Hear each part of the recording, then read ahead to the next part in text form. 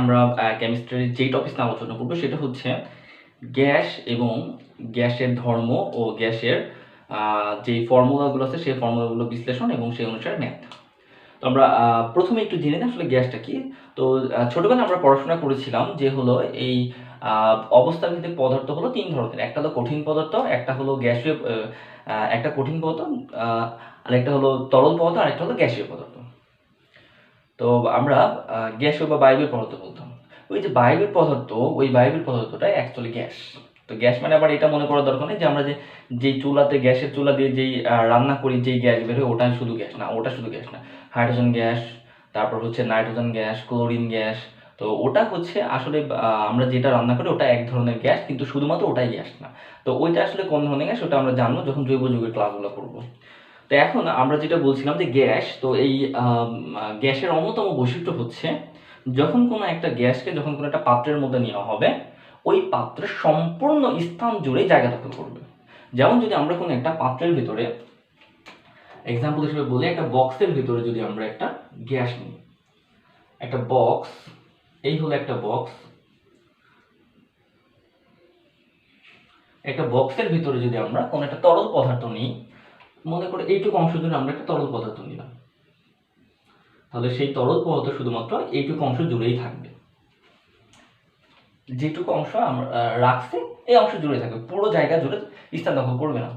কিন্তু এই পাত্রের ভিতরে যদি তুমি তরল পদার্থ না রেখে যদি সামান্য একটু যদি গ্যাস ছেড়ে দাও, ওই গ্যাসটা এই সম্পূর্ণ পাত্র জায়গা জুড়ে দখল করবে।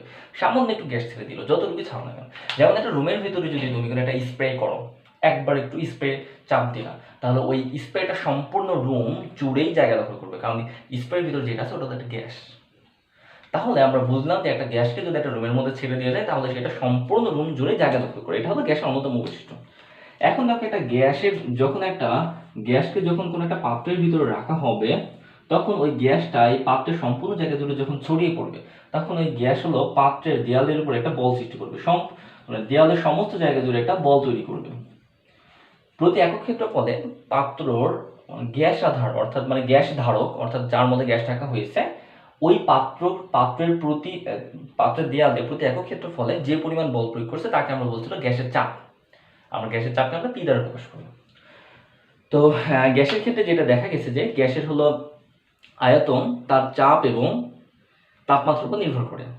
আয়তন, একটা গ্যাসের আয়তন, চাপ এবং তাপমাত্রা এই তিনটার মধ্যে সম্পর্ক নিয়ে বিভিন্ন আমাদের যে হচ্ছে রসায়নবিদরা আছেন তারা বিভিন্ন রকম সূত্র দিয়েছেন। তো আমরা সেই সূত্রগুলো সম্পর্কে আজকে দেখব। তো সেই সূত্রের মধ্যে বয়েলের সূত্র, চার্লসের সূত্র, চাপের সূত্র, অ্যাভোগাড্রোর সূত্র অন্যতম। তো আমরা সেই সূত্রগুলো সম্পর্কে আলোচনা করব। তো প্রথমে চলে যে বয়েলের সূত্র। তো বয়েল কি বলেছেন? বয়েল বলছেন যে একটা হচ্ছে যদি এই তাপমাত্রা, আয়তন এবং চাপ এই তিনটার মধ্যে যদি তাপমাত্রাকে যদি স্থির রাখা হয়, তাপমাত্রা কোনো পরিবর্তন করা হচ্ছে না। মনে করে আমরা কোনো একটা পাত্রের ভিতরে গ্যাস নিই না, এই গ্যাসটা নেওয়ার ফলে এই পাত্রের তাপমাত্রা আমরা নির্দিষ্ট রাখলাম। মনে করো পাত্রের তাপমাত্রা ছিল 25°C, ওই 25°C রাখলাম, তার তাপমাত্রা বাড়ায়নি কমায়নি, সামান্য একটু বাড়ায়নি একটু কমায়নি। তেমন যদি তাপমাত্রাকে যদি স্থির রাখা হয় তাহলে কোনো নির্দিষ্ট ভরের গ্যাস এর আয়তন তার চাপের বিপরীত অনুপাত হবে। এটা হলো বয়েলের সূত্র। বয়েল বলছেন যদি তাপমাত্রা যদি স্থির রাখা হয় তাহলে কোনো নির্দিষ্ট ভরের গ্যাস এর আয়তন তার চাপের বিপরীত অনুপাতে পরিবর্তিত হবে। অর্থাৎ বিপরীত অনুপাতে পরিবর্তিত হবে বলতে আমরা এটাকে এইভাবে বলতে পারি যে তাপমাত্রা স্থির রাখা হলে কোনো নির্দিষ্ট ভরের গ্যাসের আয়তন তার চাপের ব্যস্ত অনুপাতিক। তো মনে করি একটা পাত্রের ভিতরে একটা গ্যাস নেওয়া হয়েছে যার চাপ হলো পি এবং আয়তন হলো ভি। তাহলে চাপ এবং আয়তনের মধ্যে সম্পর্ক হবে বয়েলের সূত্র অনুসারে আয়তন সমানুপাতিক, আয়তন চাপের ব্যস্তানুপাতিক। তো এই জায়গা থেকে আমরা দেখতে পারি V equal K by P, সমানুপাতিক চিহ্ন তুলে আমরা একটা ধ্রুবক নিলাম কে, বা এখান থেকে লিখতে পারি ভিপি ইকুয়াল টু কে। একটা পাত্রের ভিতরে আমরা শুধুমাত্র একটা গ্যাস নিয়েছি। এখন যদি ভিন্ন ভিন্ন গ্যাস যদি নিই, একাধিক পরিমাণ যদি গ্যাস নিই, মনে করো আমরা ভিন্ন ভিন্ন কিছু গ্যাস নিলাম, এরকম ভিন্ন ভিন্ন কিছু গ্যাস নিলাম, ধরি ওই ভিন্ন ভিন্ন গ্যাসের প্রত্যেকটির চাপ P1, P2, P3 এইভাবে পর্যায়ক্রমে n সংখ্যক পর্যন্ত আমরা গ্যাস নিয়েছি Pn হলে তার আয়তন V1, V2, V3, Vn পর্যন্ত। তাহলে প্রথম গ্যাসটার জন্য প্রথম গ্যাসের আয়তন P1 এবং প্রথম গ্যাসের চাপ P1, আয়তন V1। তাহলে প্রথম গ্যাসের জন্য বয়লের সূত্রটা হবে Vp = K, দ্যাট মিন্স হচ্ছে V1 P1 = K। দ্বিতীয় গ্যাসের জন্য হবে V2 P2 = K। তৃতীয় গ্যাসের জন্য হবে V3 P3 = K। এইভাবে পর্যায়ক্রমে Vn অর্থাৎ n সংখ্যক গ্যাসের জন্য হবে Vn Pn = K।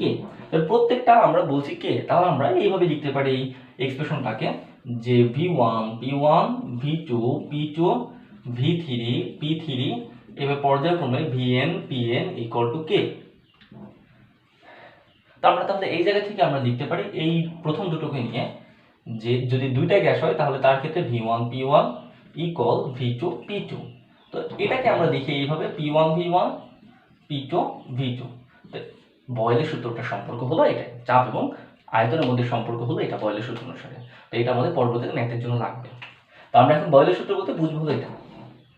তাহলে এখন দেখো এই বয়লের সূত্র থেকে আমরা চাপ এবং আয়তনের মধ্যে সম্পর্ক পেলাম। এখন বয়লের সূত্র থেকেই চাপ এবং ঘনত্বের মধ্যে সম্পর্ক আমরা বের করতে পারি এবং আয়তন এবং ঘনত্বের মধ্যে সম্পর্ক বের করতে পারি। কিভাবে একটু দেখি। মনে করি একটা পাত্রের ভিতরে আমরা একটি গ্যাস নিলাম, m ভরের একটা গ্যাস নিলাম। বয়লের সূত্র অনুসারে তার তাপমাত্রাকে নির্দিষ্ট রাখছি, স্থির রাখছি। তাপমাত্রা কোনো পরিবর্তন করবো না, তাপমাত্রাকে আমরা স্থির রাখছি। তো এই অবস্থাতে আমরা যে গ্যাসটা নিয়েছি, m ভরের একটা গ্যাস নিয়েছি, একটাই মাত্র গ্যাস নিয়েছি যার ভর হলো m। তো এই m ভরের গ্যাসের চাপ ধরে নিই P1, আয়তন V1 এবং তার ঘনত্ব D1। যদিও আমরা ঘনত্বকে ফিজিক্সে রো দ্বারা প্রকাশ করি, কিন্তু কেমিস্ট্রিতে আমরা ঘনত্ব D দ্বারা প্রকাশ করে থাকি। আসলে ডিটা ঘনত্বর একটা হচ্ছে সিম্বল, D মানে হলো ডেনসিটি থেকে D আসছে। তো আমরা এখানে D দ্বারা প্রকাশ করব ঘনত্ব। ধরি একটা পাত্রের ভিতরে m ভরের একটা গ্যাস নিয়েছি, যে গ্যাসের চাপ হলো P1, আয়তন হলো V1 এবং ঘনত্ব হলো D1। এখন ওই হচ্ছে গ্যাসের তাপমাত্রা স্থির আছে, তাপমাত্রা কোনো পরিবর্তন করিনি।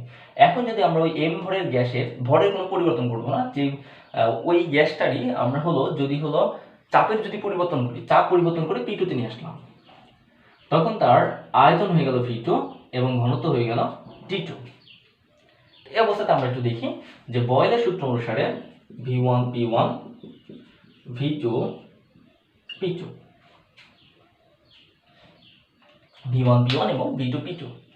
এখন এই জায়গা থেকে আমরা একটু দেখি যে আমরা জানি যে কোনো কিছুর ভর মানে যে কোনো পদার্থের ভর, হোক সেটা কঠিন পদার্থ, হোক সেটা বায়বীয় পদার্থ, হোক সেটা তরল পদার্থ বা হোক সেটা গ্যাস, যে কোনো পদার্থের ভর নির্ণয়ের ফর্মুলা হলো ভর আয়তন ইন্টু ঘনত্ব। আমরা এখানে ঘনত্বকে D দ্বারা প্রকাশ করছি। তাহলে দেখো গ্যাস যখন নেওয়া হয়েছে, গ্যাস প্রাথমিক অবস্থায় তার আয়তন ছিল V1 এবং ঘনত্ব ছিল D1। তাহলে আমরা লিখব V1 D1 যখন গ্যাসের কোনো চাপের কোনো পরিবর্তন করা হয়নি। কিন্তু যখন গ্যাসের চাপের যখন পরিবর্তন করা হলো তখন তার আয়তন হয়ে গেল V2 D2। চাপের পরিবর্তনের ফলে আয়তন এবং ঘনত্বের পরিবর্তন হয়েছে, কিন্তু ভরের কি কোনো পরিবর্তন হয়েছে না। কারণ বয়েল তার কন্ডিশনে বলেই দিয়েছে স্থির চাপে নির্দিষ্ট ভর গ্যাস, মানে ভরটাও পরিবর্তন হবে না। তাহলে এই অবস্থায় দেখো, তাহলে আমরা এখান থেকে লিখতে পারি এই m এর মানটা এখানে বসাই দিই, তাহলে হলো V1 D1 V2 D2। এটাই হলো বয়েলের সূত্র থেকে আয়তন এবং ঘনত্বের মধ্যে সম্পর্ক। তো এখন দেখো এই জায়গা থেকে আমরা কন্ডিশনটা এইভাবে নিয়ে আসতে পারি যে V1 V2 কে নিচে ভাগ করে দিলাম, D2 D1 কে নিচে ভাগ করে দিলাম। আচ্ছা, এবার বয়েলের সূত্র থেকে আমরা একটু লিখি V1 বাই V2 P2 ভাগ P1, P1 কে নিচে ভাগ করে দিলাম আর V2 কে নিচে ভাগ করে দিলাম। এই V1 বা V2 এর মানটা এখানে বসাই দিই, কত D2 ভাগ D1, D2 ভাগ D1 P2 ভাগ P1। তো এইটাকে আমরা এইভাবে লিখতে পারি যে P1 বাই P2 D1 ভাগ D2। এটাই হলো গ্যাসের চাপ এবং ঘনত্বের মধ্যে সম্পর্ক। তো বয়লের সূত্র থেকে আমরা আরো দুটো কন্ডিশন পেয়ে গেলাম, একটা হলো আয়তন এবং ঘনত্বের মধ্যে সম্পর্ক এবং চাপ এবং ঘনত্বের মধ্যে সম্পর্ক। তো এখন আমরা চলে যাচ্ছি সরাসরি চার্লসের সূত্র। চার্লসের সূত্রটা কি?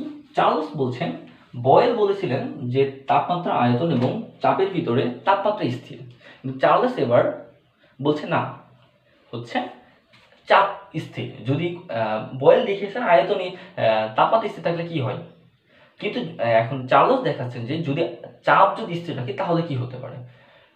চার্লস বলছেন স্থির চাপে, মানে হলো চাপকে স্থির রেখে স্থির চাপে কোনো নির্দিষ্ট ভরের গ্যাসের আয়তন প্রতি ডিগ্রি সেন্টিগ্রেড বা প্রতি ডিগ্রি সেলসিয়াস তাপমাত্রা বৃদ্ধি অথবা হ্রাসে তার 0 ডিগ্রি সেন্টিগ্রেড তাপমাত্রায় তার আয়তনের 1/273 ভাগ হারে বৃদ্ধি পাবে অথবা হ্রাস পাবে। এটা হলো চার্লসের সূত্র। তো চার্লসের সূত্রটাকে যদি আমরা বিশ্লেষণ করি, ব্যাপারটা তাহলে হচ্ছে এরকম: আমরা একটা পাত্রের ভিতরে নির্দিষ্ট ভরে একটা m ভরে একটা গ্যাস নিয়েছি। তো নেওয়ার পরে ওই পাত্রের ওই গ্যাসের চাপকে আমরা স্থির রেখেছি, মানে পি এর কোনো চাপের কোনো পরিবর্তনই করবো না, চাপকে স্থির রাখছে। তাহলে চার্লস বলছেন তাপমাত্রা যদি চাপকে স্থির রাখছে, এখন চার্লস বলছেন যে তাপমাত্রা যদি 1 ডিগ্রি সেন্টিগ্রেড বৃদ্ধি করা হয় বা তাপমাত্রা যদি প্রতি ডিগ্রি সেন্টিগ্রেড তাপমাত্রা বৃদ্ধিতে তার আয়তন হবে 0 ডিগ্রি সেন্টিগ্রেড তাপমাত্রার আয়তনের 273, মানে তার আয়তন 0 ডিগ্রি সেন্টিগ্রেড তাপমাত্রার আয়তনে 273 ভাগ হারে বৃদ্ধি পাবে। আবার বলি কথাটা, যে চাপ যদি স্থির রাখা হয় তাহলে নির্দিষ্ট ভরের গ্যাসের আয়তন প্রতি ডিগ্রি সেন্টিগ্রেড তাপমাত্রা বৃদ্ধিতে তার 0 ডিগ্রি সেন্টিগ্রেড তাপমাত্রা আয়তনে 273 ভাগ হারে বৃদ্ধি পাবে। কি বৃদ্ধি পাবে? আয়তন বৃদ্ধি পাবে। অর্থাৎ যদি আমি এই চাপ যদি স্থির রাখি, এই যে নির্দিষ্ট ভরের গ্যাসে প্রতি ডিগ্রি সেন্টিগ্রেড তাপমাত্রা যদি বৃদ্ধি করি, তাহলে তার আয়তন বৃদ্ধি পাবে 0 ডিগ্রি সেন্টিগ্রেড তাপমাত্রায় যে আয়তন ছিল তার 273 ভাগ হারে। আর যদি বলি যে চাপকে স্থির রাখছে, এখন আমি তাপমাত্রা প্রতি ডিগ্রি সেন্টিগ্রেড হ্রাস করছি, কমাই দিচ্ছি, তাহলে তার আয়তন 0 ডিগ্রি সেন্টিগ্রেড তাপমাত্রা 273 ভাগ হারে হ্রাস পাবে। তাপমাত্রা বৃদ্ধি করলে V0/273 ভাগ হারে বৃদ্ধি পাবে, আর যদি তাপমাত্রা হ্রাস করি তাহলে V0/273 ভাগ হারে হ্রাস পাবে। তাপমাত্রা হ্রাস করলে আয়তনও হ্রাস পাবে এই অনুসারে, তাপমাত্রা বৃদ্ধি করলে আয়তন বৃদ্ধি পাবে এই অনুসারে। তো এখন আমরা একটু দেখি এই চার্লসের সূত্র গাণিতিক রূপটা কি।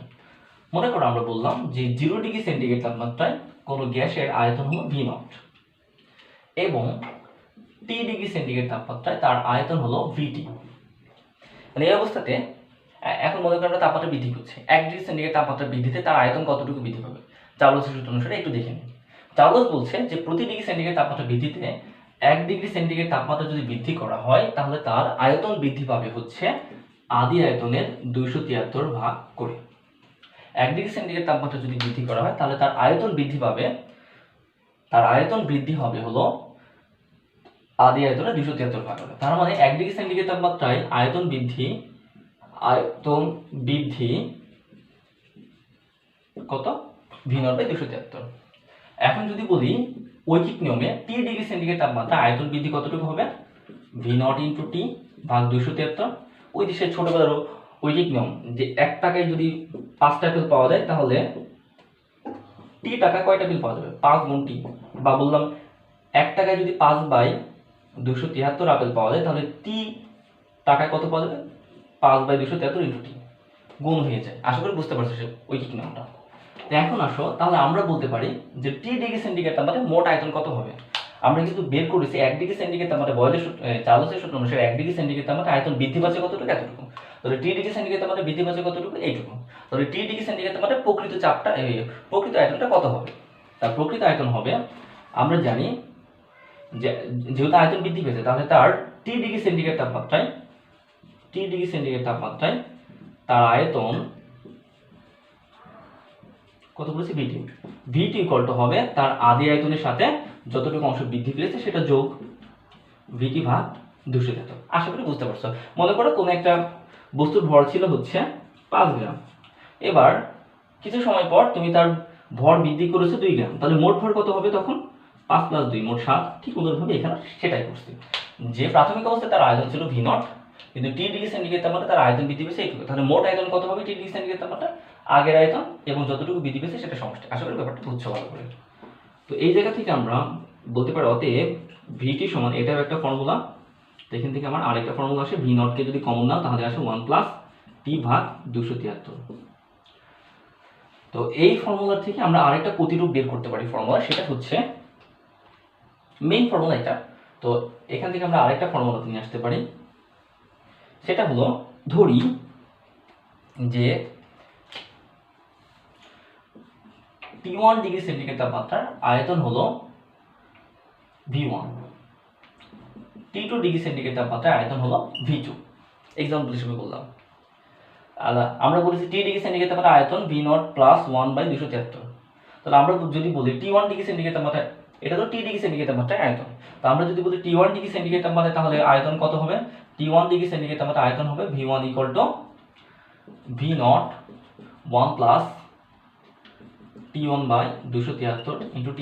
কেন? আমাদের T ডিগ্রি সেন্টিগ্রেড তাপমাত্রায় আয়তন, তাহলে T1 হচ্ছে T1 ডিগ্রি সেন্টিগ্রেড তাপমাত্রায় আয়তন কত হবে? V1 equal to V0 1 plus T1। এই যেখানে এটা T ডিগ্রি সেন্টিগ্রেড তাপমাত্রায় যদি আয়তন এটা হয়, তাহলে T1 ডিগ্রি সেন্টিগ্রেড তাপমাত্রায় অবশ্যই এখানে T1 হয়ে যাবে, আর আয়তন কত? V1। তো আমরা এখানে বলছি কি V1।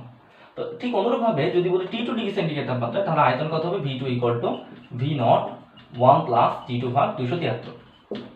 এখন আমরা যদি এটাকে যদি বলি নাম্বার 1 ইকুয়েশন, এটাকে যদি বলি নাম্বার 2 ইকুয়েশন, তাহলে এই জায়গা থেকে আমরা নিয়ে আসতে পারি হচ্ছে, বা যদি ভাগ করি 2 নাম্বার ভাগ 1 নাম যদি করি, 2 থেকে যদি 1 নাম্বার যদি ভাগ করি, তাহলে কি দাঁড়ায়? 2 থেকে 1 নাম্বার যদি ভাগ করি, তাহলে দাঁড়ায় V1 ভাগ V2। তো এর সাথে যদি এটা ভাগ করি, V into 1 plus T1 by 273, আবার V0 1 প্লাস T2 ভাগ 273, কাটাকাটি হয়ে যাবে, হওয়ার পরে এখান থেকে 273 সাথে যোগ করি, তাহলে দাঁড়ায় হচ্ছে 1 প্লাস T1 বাই 273 করলে 273 প্লাস T1 বাই 273, আর নিচেও দাঁড়ায় হচ্ছে 273 প্লাস T2 বাই 273। এটা আমার একটু পরে কাজে লাগবে। বা V1 বাই V2, আমরা জানি ভগ্নাংশের যদি ভাগ থাকে, ভাগ থেকে যখন গুণ হয় তখন উল্টিয়ে যায়, 273 প্লাস T1 বাই 273 ইন্টু, উল্টে গেল নিচেরটা, 273 ভাগ 273 প্লাস T2, এটা কেটে গেল, তাহলে ওপরে থাকলো হচ্ছে 273 প্লাস T1 আর 273 প্লাস T2। আচ্ছা, এখানে যে আমরা নিয়েছিলাম T1 কি সেন্টিগ্রেড নিয়েছিলাম, সেন্টিগ্রেড নিয়েছিলাম, T1টা নিয়েছিলাম সেন্টিগ্রেড, T2 নিয়েছিলাম সেন্টিগ্রেড। একটা ফর্মুলা আছে, কেলভিন এককে যদি তাপমাত্রা বের করতে চাও, তাহলে যেটা করতে হয়, কেলভিন এককে T degree kelvin equal to 273 plus T degree centigrade. অর্থাৎ আমরা যদি বলি 5 ডিগ্রি সেন্টিগ্রেড সমান কত কেলভিন, তাহলে কেলভিন এককে যদি বের করতে চাই, T ডিগ্রি কেলভিন কয় ডিগ্রি সেন্টিগ্রেড? 5 ডিগ্রি, তাহলে 5 মোট কত? T ডিগ্রি সেন্টিগ্রেড, তো আমরা বলছি 5 ডিগ্রি সেন্টিগ্রেড, তাহলে 273 প্লাস 5 অর্থাৎ 278 ডিগ্রি কেলভিন। তাহলে আমরা দেখছি 273 প্লাস T1, এটা কি সেন্টিগ্রেড, এই যে আমরা এখানে সেন্টিগ্রেড ধরে নিচ্ছি, আর T2 কি সেন্টিগ্রেড, তাহলে অবশ্যই আমরা এটাকে বলতে পারি T1 ডিগ্রি কেলভিন, নিচেটাকে বলতে পারি T2 degree kelvin, V1 by V2। তো আমরা এখানে কেলভিন একক না বলি, বড় হাতে T1 আর হচ্ছে T2 দ্বারা বুঝবে, এটা হচ্ছে কেলভিন এককে। তো এটা হলো আমাদের আরেকটা সম্পর্ক, V1 by V2 equal T1 by T2, এটা হলো আমাদের আরেকটা সম্পর্ক। এটা হলো চার্লসের সূত্র অনুসারে এটা আরেকটা সম্পর্ক আমরা পেলাম। তো এটা আমাদের পরবর্তী ম্যাথের জন্য লাগবে। তো এখান থেকে আমরা এইভাবে ক্যালকুলেশনটা নিয়ে আসতে পারি যে V1 by T1, V2 by T2, V1 by, এখন দেখো এটা আমরা কয়টা গ্যাসের জন্য বলছি? একটা গ্যাসের জন্য। যদি হলো তাপমাত্রা যদি পরিবর্তন করে, এখন যদি ভিন্ন ভিন্ন গ্যাস যদি হয়, তাহলে বললাম ভিন্ন ভিন্ন গ্যাসের আয়তন হলো, এই তাপমাত্রা হলো T1, T2, তাপমাত্রা হলো T3, এইভাবে যদি Tn পর্যন্ত যদি পরিবর্তন করা হয়, তাহলে তার একটি গ্যাসের তাপমাত্রা যদি T1, T2 এবং T3 Tn পর্যন্ত যদি পরিবর্তন করা হয়, তাহলে তার আয়তন পরিবর্তন করা হয়, আয়তন পরিবর্তিত হয় V1 V3 V2 V3 Vn পর্যন্ত। তখন কি হয় একটু দেখি, তখন হচ্ছে V1 T1 V2 T2 V3 T3 V এভাবে Vn বাই Tn। তো এই জায়গা থেকে আমরা নিয়ে আসতে পারি যে হচ্ছে মেইনলি আমি এই জায়গা থেকে দেখো যে বয়লের সূত্রে যে প্রমাণটা করছিলাম তার উল্টা, এখন V1 by T V by T equal to K, সমানুপাতিক একটা ধ্রুবক। তো আমরা এখান থেকে যদি V ভাগ T এই সমানুপাতিক ধ্রুবককে যদি তুলে দিই, আমরা জানি, আচ্ছা আর গুণ করে আগে K ইনটু T। তো সমানুপাতিক ধ্রুবককে যদি তুলে দিই, সরি যদি ধ্রুবক যদি উঠে যায় তাহলে সেখানে একটা সমানুপাতিক চিহ্ন আসে, V সমানুপাতিক T। তো এটা হলো আমাদের চার্লসের সূত্রের আরেকটা রূপ, যে আয়তন হবে তার তাপমাত্রার সমানুপাতিক। তো এই হলো মোটামুটি আমাদের চার্লসের সূত্র। তো চার্লসের সূত্র থেকে তো আমরা এখন সরাসরি যেটাতে চলে যাব, সেটা হচ্ছে যে এই হলো মোটামুটি আমাদের চার্লসের সূত্র গেল। এখন আমরা দেখব বয়লের সূত্র এবং চার্লসের সূত্রের সমন্বিত রূপ কোনটা। বয়লের সূত্র এবং চার্লসের সূত্রের সমন্বিত রূপ। তো বয়লের সূত্র অনুসারে আমরা যেটা জানি যে হচ্ছে আচ্ছা ওইটা দেখা যায় আমরা একটু চাপের সূত্রটা দেখে নিই। চাপের সূত্র অনুসারে যে যদি হচ্ছে দেখো আমরা আগে রাখলাম হলো তাপমাত্রা স্থির, এরপর রেখেছি চাপ স্থির। এখন আয়তনকে যদি স্থির রাখি তাহলে কি হয়, যে আয়তনকে যদি স্থির রাখা হয়, চাপের সূত্র হচ্ছে যে আয়তনকে যদি স্থির রাখা হয় তাহলে চাপ হবে তার তাপমাত্রা সমানুপাতিক। খুব সহজ, আয়তনকে যদি স্থির রাখি তাহলে চাপ হবে তার তাপমাত্রা সমানুপাতিক, বা P ইকুয়াল টু সমানুপাতিক চিহ্ন তুলে আমরা একটু ধ্রুবক নিয়ে আসলাম by T, P by T equal to K. এটা গ্যাসের একটা পরিবর্তন চলে। এখন যদি আমরা ভিন্ন ভিন্ন গ্যাসের ক্ষেত্রে যদি পরিবর্তন করি, যদি বলি হচ্ছে তাপমাত্রা T1 T2 T3 dot dot Tn পর্যন্ত যদি পরিবর্তনের ফলে চাপ যদি P1 P2 এবং P3 dot dot dot Pn পর্যন্ত যদি পরিবর্তন হয়, তখন আমরা বলতে পারি P1 T1 P2 T2 P3 T3 এভাবে পর্যায়ক্রমে Pn Tn equal to K. তো এই জায়গা থেকে আমরা নিয়ে আসতে পারি যে P1 by T1 equal P2 by T2। এটাই হলো আমাদের চাপ এবং তাপমাত্রার মধ্যে সম্পর্ক। তো চাপ এবং তাপমাত্রার মধ্যে যদি সম্পর্ক যদি হয় তাহলে এটা আমাদের পরবর্তী ম্যাথের জন্য লাগবে এই ক্যালকুলেশনটা। এখন আমরা দেখব বয়লের সূত্র এবং চার্লসের সূত্র সমন্বিত রূপটা কি। বয়লের সূত্র অনুসারে আমরা পাই কোন একটা গ্যাসের আয়তন হবে তার চাপের সমানুপাতিক, যদি যেখানে টি হলো কনস্ট্যান্ট, এরপরে চার্লসের সূত্র অনুসারে আয়তন হবে তার তাপমাত্রার সমানুপাতিক, যেখানে হলো আমরা বলবো হলো চাপ হলো কনস্ট্যান্ট।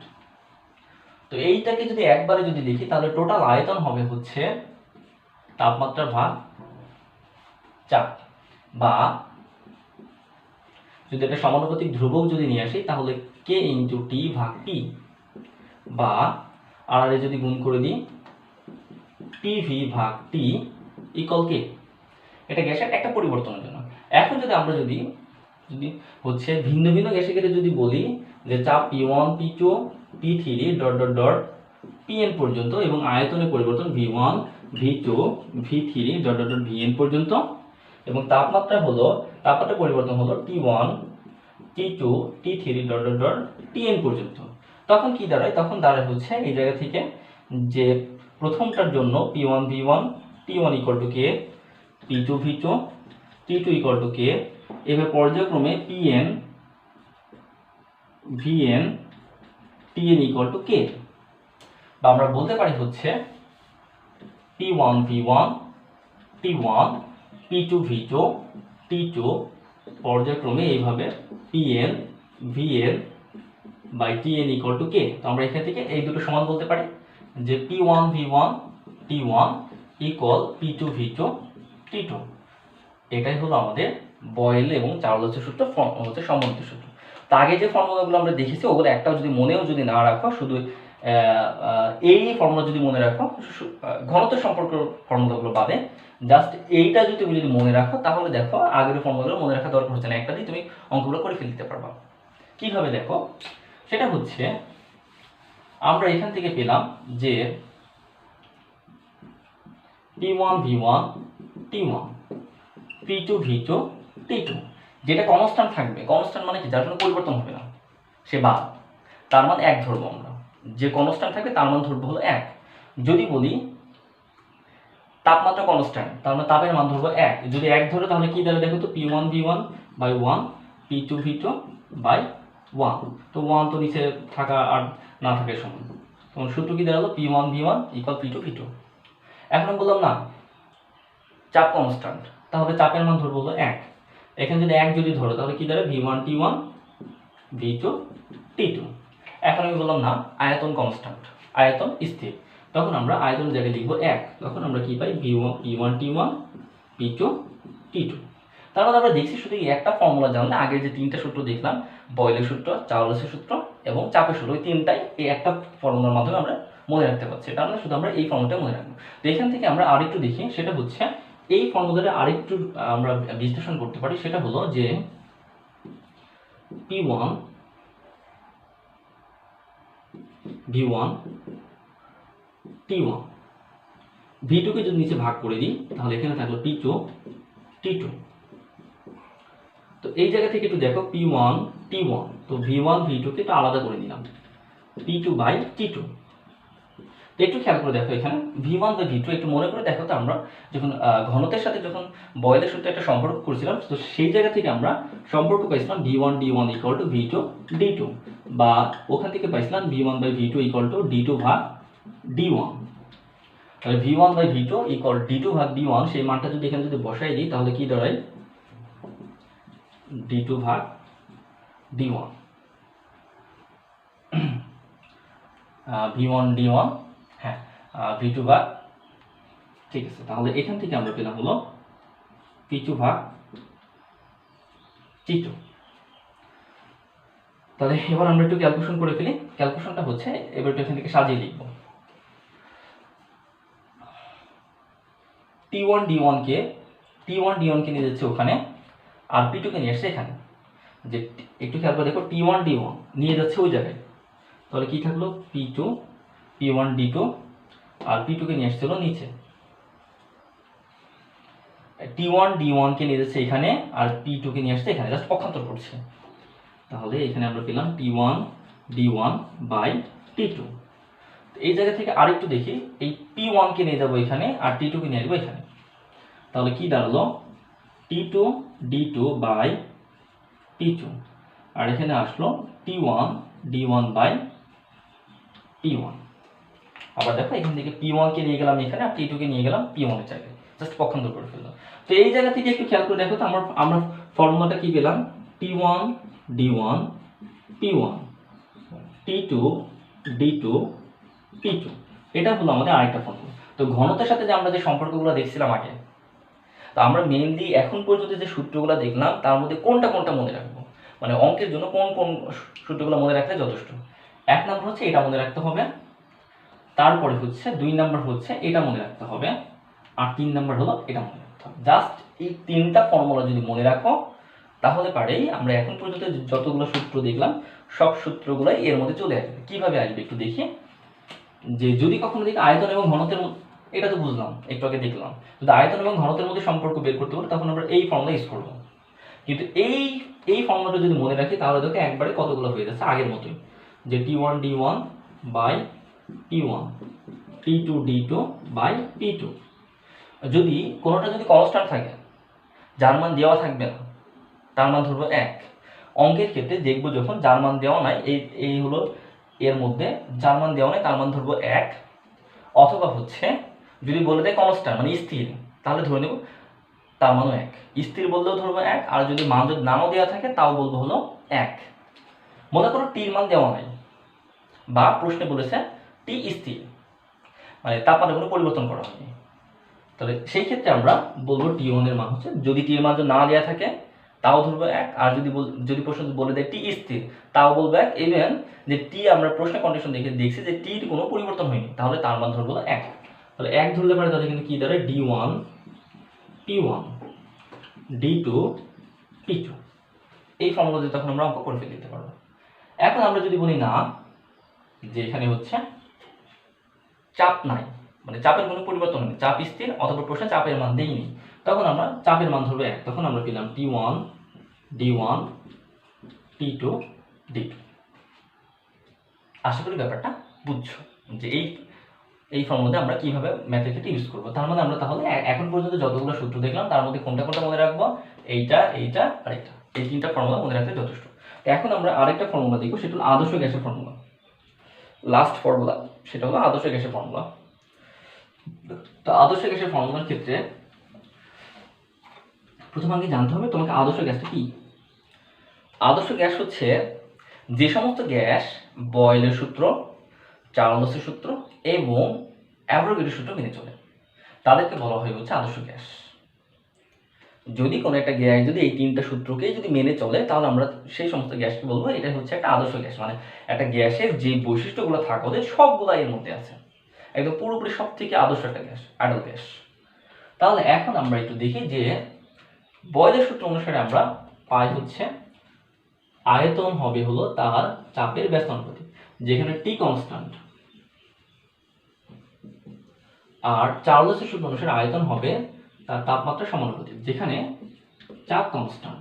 এবার অ্যাভোগাড্রোর সূত্রটা, অ্যাভোগাড্রো সূত্র অনুসারে আয়তন হবে তার মোল সংখ্যার সমানুপাতিক। অ্যাভোগাড্রো সূত্র অনুসারে, অ্যাভোগাড্রো সূত্রে মেন হচ্ছে সূত্রটা হলো এরকম যে একই তাপমাত্রা ও চাপে যে সমায়তন সকল গ্যাসের সমান সংখ্যক অণু থাকে। তো ওই জায়গা থেকে আমরা সূত্রটা পাই যে আয়তন তার মোল সংখ্যার সমানুপাতিক, এটা হলো অ্যাভোগাড্রো সূত্র অনুসারে। তো এই তিনটা সূত্রকে যদি সমন্বিত রূপভাবে যদি নিয়ে আসি তাহলে আমরা বলতে পারি, একবারে বলতে পারি ভি সমানুপাতিক এন টি বাই পি। এখান থেকে আমরা একটা সমানুপাতিক ধ্রুবক নিয়ে আসতে পারি। সমানুপাতিক চিহ্ন তুলে দিয়ে আমরা একটা ধ্রুবক নিয়ে আসবো, সেটা এন কে টি, বা একটা কে একটা ধ্রুবক নিয়ে আসলাম পি, সাজিয়ে লিখে পিটাকে এদিকে নিয়ে চলে আসি, তাহলে পিভি এন কে টি। তো এখান থেকে আমরা একটা জিনিস দেখতে পাচ্ছি যে একটা সম্পর্ক পেলাম PV equal to n K T. তো এই অ্যাভোগাড্রো সূত্রটা একটা অনুসিদ্ধান্ত আছে। অ্যাভোগাড্রো আমি যে মেইন ফর্মুলাটা বললাম যে একই তাপমাত্রা চাপে সমায়তন সকল গ্যাসের সমান সংখ্যক অণু থাকে, ওই গ্যাসের তিনটা, ওই অ্যাভোগাড্রো সূত্রে তিনটা অনুসিদ্ধান্ত আছে। এক নম্বর অনুসিদ্ধান্ত হলো নিষ্ক্রিয় গ্যাস ব্যতীত বা নিষ্ক্রিয় গ্যাস ছাড়া সকল গ্যাসের অণুগুলো দ্বিপন্ন। তারপরে দুই নম্বর একটা অনুসিদ্ধান্ত আছে যে যেকোনো গ্যাসের আণবিক ভর তার বাষ্প ঘনত্বের দ্বিগুণ। তিন নম্বর যে অনুসিদ্ধান্তটা সেটা বলা হচ্ছে যে একই তাপমাত্রা চাপে সকল গ্যাসের সমান সংখ্যক, একই তাপমাত্রা চাপে সকল গ্যাসের আয়তন সমান থাকে বা তার মোলার আয়তন সমান। এটা হলো 3 নম্বর অনুসিদ্ধান্ত। এই 3 নম্বর অনুসিদ্ধান্ত থেকে একটা এখানে কন্ডিশন ডেভেলপ হবে, সেটা হচ্ছে যে একই তাপমাত্রা চাপে, অর্থাৎ একই তাপমাত্রা চাপে সকল গ্যাসে, মানে যে কোনো গ্যাস যদি তুমি একবার মনে করো তুমি 3টা গ্যাস নিলা, ওই 3টা গ্যাসের ক্ষেত্রে তাপমাত্রা এবং চাপ একই হবে। তাপমাত্রা এবং চাপ যদি একই হয় তাহলে তার আয়তন সমান হবে। আমার কথা কি বুঝছো? যে যে যে কোনো গ্যাস, তুমি যতগুলো গ্যাসই নাও না কেন, সব গ্যাসের যদি তাপমাত্রা এবং তাপমাত্রা এবং চাপ যদি সমান রাখো তাহলে তার অটোমেটিক্যালি তার আয়তনটা সমান হয়ে যাবে। এটা এক মোল গ্যাসের জন্য। অ্যাভোগাড্রো যে অনুসিদ্ধান্ত বলেছে এটা শুধুমাত্র এক মোল গ্যাসের জন্য, যে হচ্ছে একই তাপমাত্রা চাপে এক মোল গ্যাসের আয়তন সমান থাকে বা তার মোলার আয়তন সমান। মোলার আয়তনটাকে, এক মোল গ্যাসের আয়তনটাকে অ্যাকচুয়ালি বলা হলো মোলার আয়তন। তো তাহলে আমরা এই জায়গা থেকে বলতে পারি, মনে করো আমরা একটা গ্যাসের জন্য, প্রথম একটা গ্যাসের জন্য মনে করো আমরা একটা পাত্রের ভিতরে দুইটা গ্যাস নিয়েছি। তো একটা পাত্রের ভিতরে, প্রথম একটা পাত্রের ভিতরে একটা গ্যাস নিয়েছি, মনে করো পাত্র বলতে মনে করো আমরা একটা গ্যাস নিলাম, এটা হলো 1 নম্বর গ্যাস। 1 নম্বর গ্যাস, আরো একটা গ্যাস দিলাম, এটা হলো 2 নম্বর গ্যাস। তো 1 নম্বর গ্যাসের জন্য মনে করো আমরা বললাম সূত্র হলো PV = NKT। একটু ভালো করে বুঝছো এখানে ব্যাপারটা, যে 1 নম্বর গ্যাসের চাপ মনে করো ছিল 10 প্যাসকেল এবং তাপমাত্রা ছিল মনে করো 280 ডিগ্রি কেলভিন। এবার 2 নম্বর গ্যাসের চাপও একই রাখলাম এবং তাপমাত্রাও একই রাখলাম। এর অর্থ কি দাঁড়ালো? যে দুইটা গ্যাসের চাপও একই এবং তাপমাত্রাও একই। তো অ্যাভোগাড্রো বলছে যদি এইভাবে, যদি এই দুটা গ্যাসের ক্ষেত্রে যেহেতু চাপ এবং তাপমাত্রা কোনো পরিবর্তন করেনি, একই রকম রাখা হয়েছে, একই তাপমাত্রা ও একই চাপে এই দুটি গ্যাসের 1 মোল যদি হয়, প্রথম গ্যাসটা যদি আমরা 1 মোল পরিমাণ নিই, দ্বিতীয় গ্যাসটাও যদি 1 মোল পরিমাণ নিই, তাহলে অ্যাভোগাড্রো সূত্র অনুসারে এখানে যেটা হবে যে আমরা, অ্যাভোগাড্রো বলছে যে একই তাপমাত্রা ও একই চাপে 1 মোল গ্যাসের আয়তন সমান হবে বা মোলার আয়তন সমান। অর্থাৎ অ্যাভোগাড্রো সূত্র অনুসারে আমরা যদি দুইটা যদি 1 মোল গ্যাস নিই, তাহলে এই দুইটা 1 মোল গ্যাসে 2 অথবা তার অধিকের কোনো সমস্যা নেই, যে দুইটা যদি 1 মোল যদি গ্যাস নিই তাহলে তার তাপমাত্রা এবং চাপ যদি একই রাখি দুইটা গ্যাসের ক্ষেত্রে, তাহলে তার আয়তন অটোমেটিক্যালি সমান হয়ে যাবে। মনে করো আমরা এর আয়তন বললাম হচ্ছে 2 লিটার, তাহলে এর আয়তন অটোমেটিক্যালি 2 লিটারই হবে। এটা হলো অ্যাভোগাড্রো সূত্র অনুসারে। এখন যদি তুমি যদি দেখো এই প্রথম গ্যাসটার জন্য আমরা এখান থেকে কে এর মান বের করব, প্রথম গ্যাসটার জন্য কে এর মান যদি বের করি PV/NT, এখানে nটা হলো মোল সংখ্যা, আগে বলেছি মোল সংখ্যা কত 1। তাহলে প্রথম গ্যাসটার জন্য আমরা দেখছি যে পির মান কত 10 কিন্তু আয়তন কত 2, এদের মান কত 1, তাপ হলো 280। তাহলে প্রথম গ্যাসের জন্য আমরা যে কে এর মান পাবো, একটু খেয়াল করে দেখো তো দ্বিতীয় গ্যাসের জন্য কি সেই কে এর মান একই পাবো না? অবশ্যই একই পাবো। তাহলে আমরা বলতে পারি দুইটা না, আরও যদি একাধিক পরিমাণ গ্যাস নিই সবার ক্ষেত্রে কে এর মান একই আসবে। কারণ আমরা যদি 3টা গ্যাসও যদি নিতাম 1 মোল পরিমাণ মনে করো 3টা গ্যাস নিয়েছি, তাহলে 3টা গ্যাসের ক্ষেত্রেও যদি চাপ যদি 10 প্যাসকেল এবং তাপমাত্রা যদি 280 ধরে রাখা হতো, তাহলে অ্যাভোগাড্রো সূত্র অনুসারে যে আমরা 3 নম্বর গ্যাসটা নিয়েছি 1 মোল, তাহলে অ্যাভোগাড্রো সূত্র অনুসারে যে 3টা গ্যাসেরই তাপমাত্রা একই এবং চাপ একই, তাহলে 3টা গ্যাসেরই আয়তন একই হবে, অর্থাৎ এর জন্য হবে 2 লিটার, এর জন্য হবে 2 লিটার, এর জন্য হবে 2 লিটার। এটা হলো অ্যাভোগাড্রো সূত্র অনুসারে। তাহলে সেই অনুসারে অবশ্যই কে এর মান প্রত্যেকটা গ্যাসের জন্য সমান হবে, যেহেতু কে এর মান প্রত্যেকটা গ্যাসের জন্য সমান।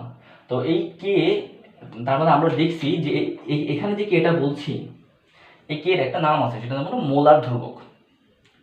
এর কেটার নাম হলো মোলার ধ্রুবক। কেন? এই যে মোলার আয়তন থেকে নামটা আসছে মোলার ধ্রুবক। এই মোলার ধ্রুবকের একটা আলাদা সিম্বল আছে আর, মোলার ধ্রুবক, এটাও একটা সমানুপাতিক ধ্রুবক।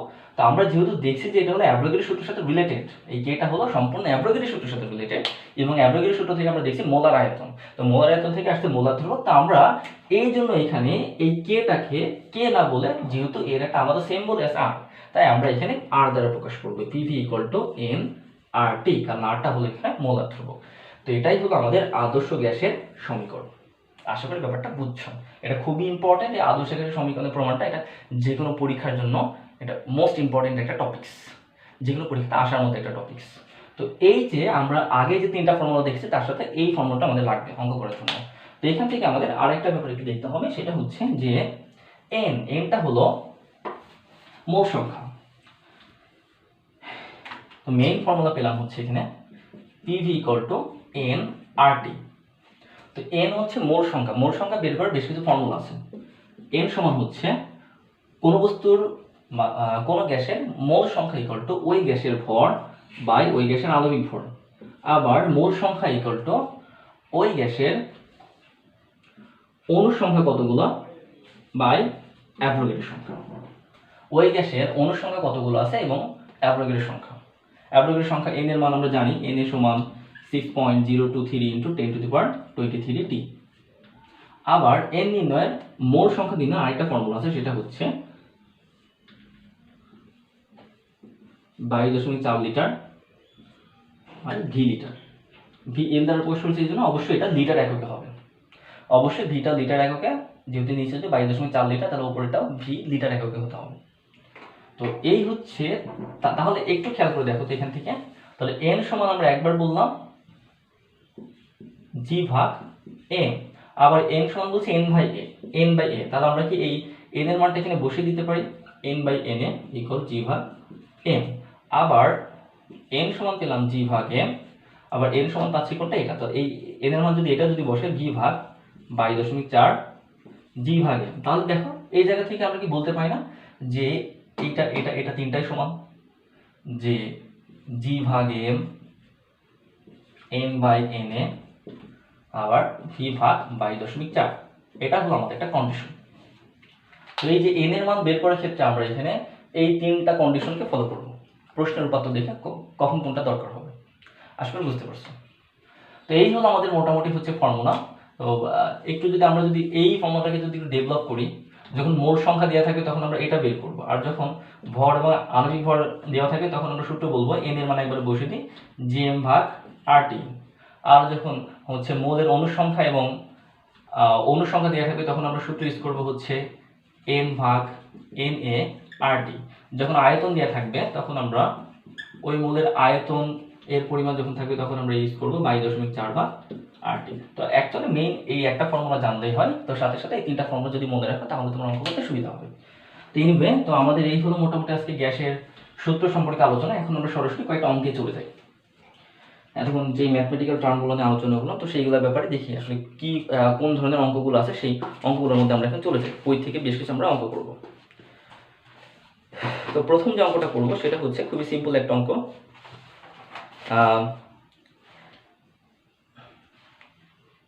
স্থির চাপে 0°C তাপমাত্রায় একটি গ্যাসের ঘনত্ব 16 হলে 36°C তাপমাত্রায় তার ঘনত্ব কত?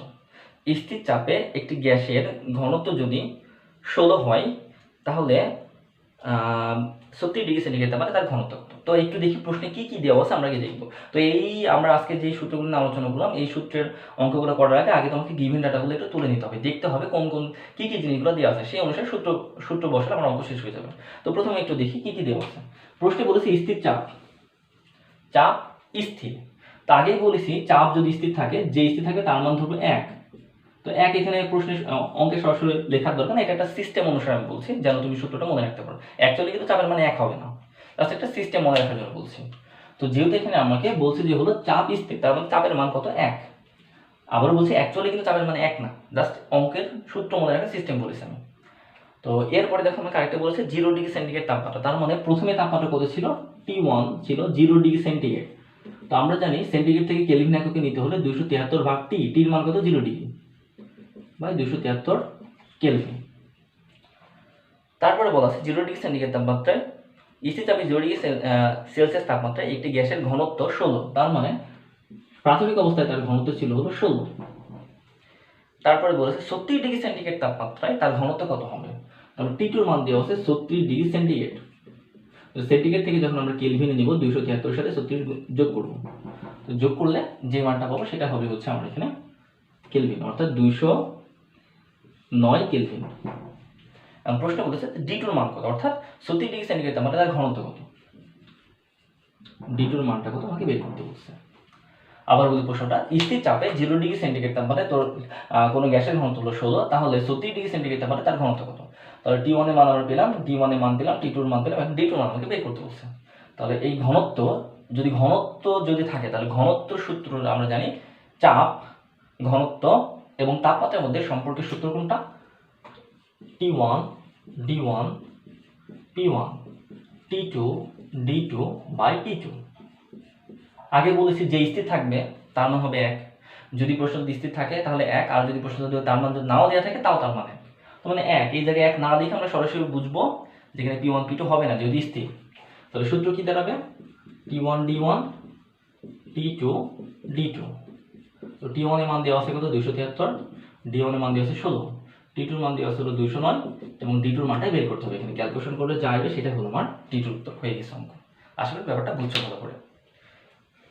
এখন আমরা আরেকটা অঙ্ক করবো, সেটা হচ্ছে যে 27 ডিগ্রি সেন্টিগ্রেড তাপমাত্রায় 760 মিলিমিটার চাপে।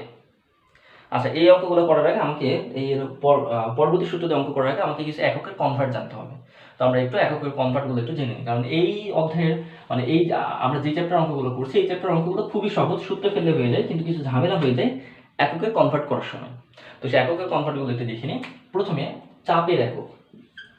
চাপের একক ধরা হয় হচ্ছে, এখানে দেখো মেইনলি এখানে যে অঙ্কগুলো আছে সেগুলার কয়েকটা জিনিস: চাপ, আয়তন, তাপমাত্রা, ঘনত্ব, এই 4টা জিনিসের উপরে অঙ্কগুলো, তাছাড়া আর কিচ্ছু নেই।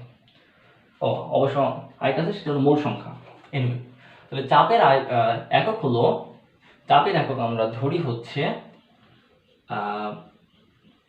Millimetre, centimetre, metre, টর। যদি এইগুলো যদি থাকে তখন আমাদের বলতে হয় মার্কারি চাপ, পারদ চাপ, মার্কারি চাপ বা পারদ চাপ। মিলিমিটার, সেন্টিমিটার, মিটার অথবা টর থাকতে পারে। তো ওইগুলো যদি থাকে তাহলে অবশ্যই থাকে যে পারদ চাপ বা মার্কারি চাপ। এরপরে হচ্ছে চাপের আরো কিছু একক, চাপের একক প্রকাশ করে। একটা হলো প্যাসকেল, কিলো প্যাসকেল, তারপর হলো নিউটন পার মিটার স্কোয়ার, ডাইন পার সেন্টিমিটার স্কোয়ার, আরেকটা আছে পাউন্ডাল পার ফিট স্কোয়ার, পাউন্ডাল পার ফিট স্কোয়ার, যদি এটা লাগে আমাদের। এনিওয়ে, এটা হলো মোটামুটি চাপের একক। ইভেন চাপের এককের মধ্যে আমাদের আরেকটা সম্পর্কে দেখব যে এক বায়ুচাপ সমান কত। অবশ্য আরেকটা ছিল, সেটা হলো অ্যাটম। অ্যাটম মানে হলো বায়ুচাপ, অ্যাটমসফিয়ার মানে বায়ুচাপ। তো হচ্ছে চাপের এককের মধ্যে কিছু সম্পর্ক আছে। চাপের একক, এক অ্যাটম সমান হবে হচ্ছে 760 মিলিমিটার, 76 সেন্টিমিটার, এরপর হচ্ছে 760 টর ইকুয়াল এক অ্যাটম সমান। এখন যা লিখছে সব হলো এক অ্যাটম সমান। এরপর হচ্ছে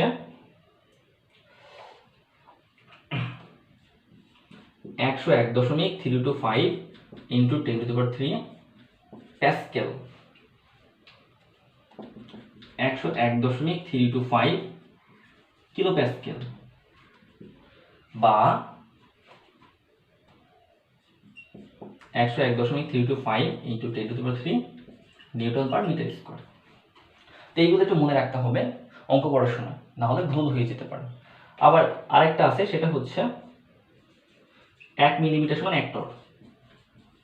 এই যে দেখো 760 মিলিমিটার বা 760 টর, বুঝছো আশা করি ব্যাপারটা। এটা হলো আমাদের চাপের একক। এখন আমরা দেখবো আরেকটা হলো আয়তনের একক।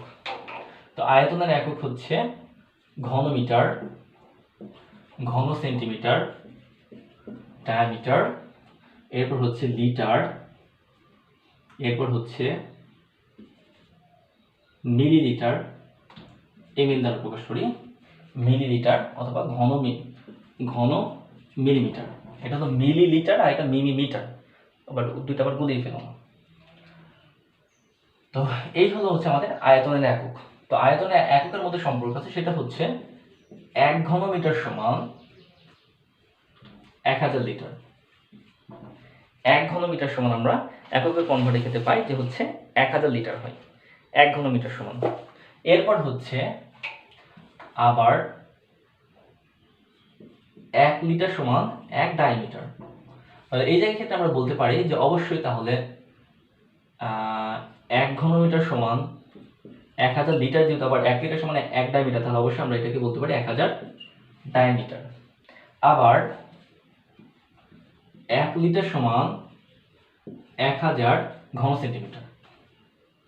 আবার 1 ঘন সেন্টিমিটার সমান 1 মিলিলিটার।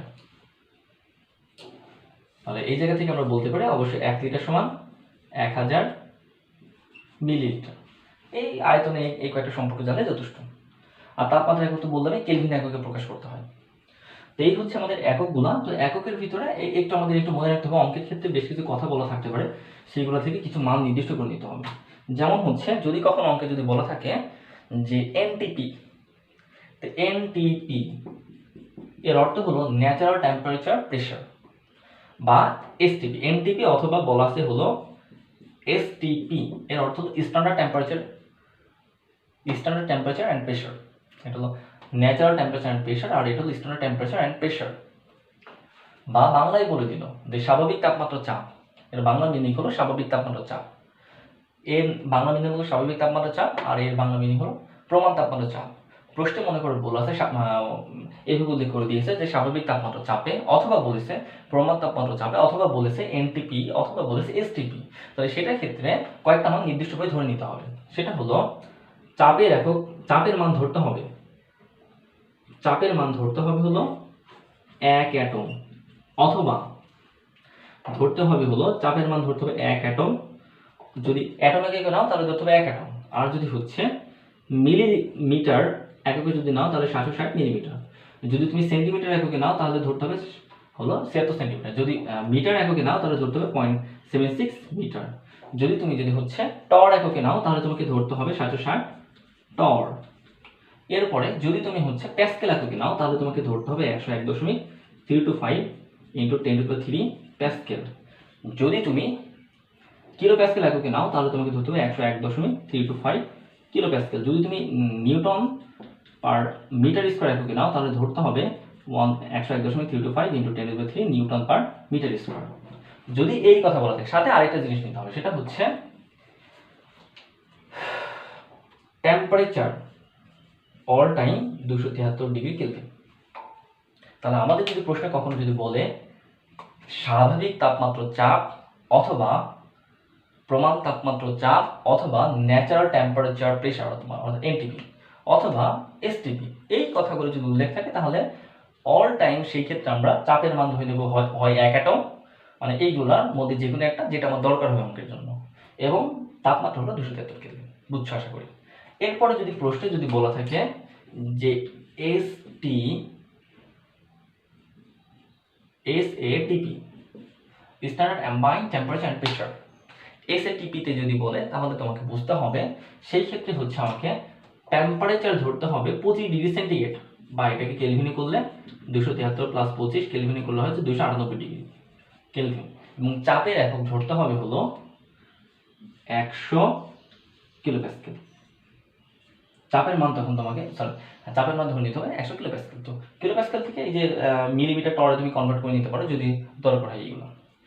এখন আসলে আমরা সরাসরি